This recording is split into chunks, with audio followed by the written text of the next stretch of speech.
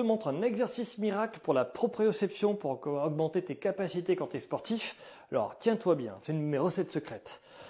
Mais tu vois, c'est pas ça du tout, ça n'existe pas. La proprioception, je t'explique ce que c'est et comment on fait pour l'optimiser, mais il n'y a pas de recette secrète.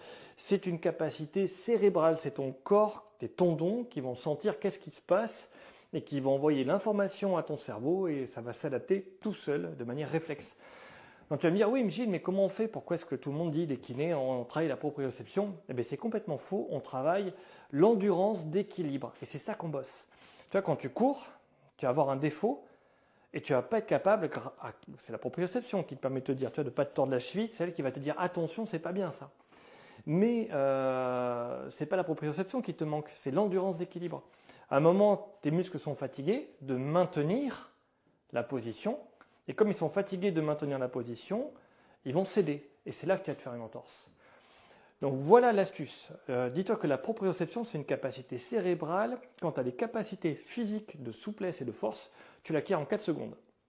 C'est automatique. Tu l'acquiers en 4 secondes. Par contre, l'endurance, ça va être beaucoup plus difficile. Et c'est pour ça qu'on met des plateaux instables. Donc tu l'as compris, de dire la proprioception est un raccourci intellectuel pour vulgariser l'endurance d'équilibre. Donc t'en fais plein, hein. Les yeux fermés, les yeux pas fermés, des mouvements à droite, à gauche, sur des plans instables.